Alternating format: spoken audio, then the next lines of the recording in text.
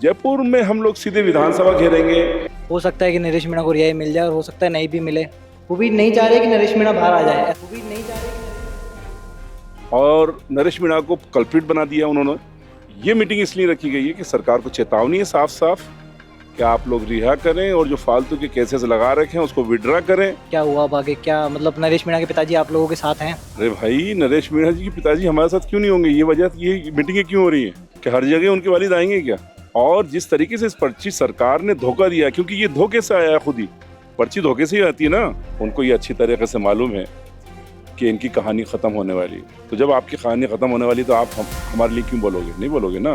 पर्ची वालों से बचाने के लिए ये अलगार करें। देखिए, ऐसा है कि सरकार जब बहुत ज़बरदस्त ज्यादती कर रही है और समरावता के ऊपर रात को हमला किया गया, जबकि वहाँ पे शांति थी, सभी कुछ था, इलेक्शन ख़त्म हो चुका था।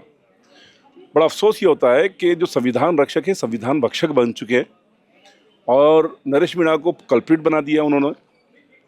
आज नरेश मीणा की वजह से नौजवान जाग चुका है और जो ये सरकार संविधान के साथ खिलवाड़ कर रही है, इनको हम उखाड़ के फेंकेंगे।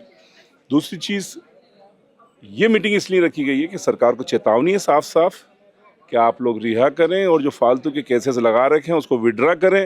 अगर आप नहीं करते हैं तो जयपुर की तरफ कूच होगा ज़बरदस्त तरीके से। तकरीबन जयपुर में कहाँ पर?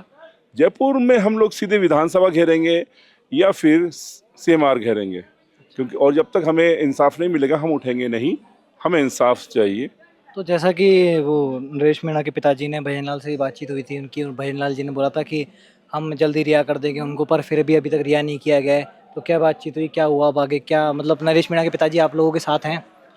अरे भाई, नरेश मीणा जी के पिताजी हमारे साथ क्यों नहीं होंगे? ये वजह, ये मीटिंगें क्यों हो रही हैं कि हर जगह उनके वालिद आएंगे क्या?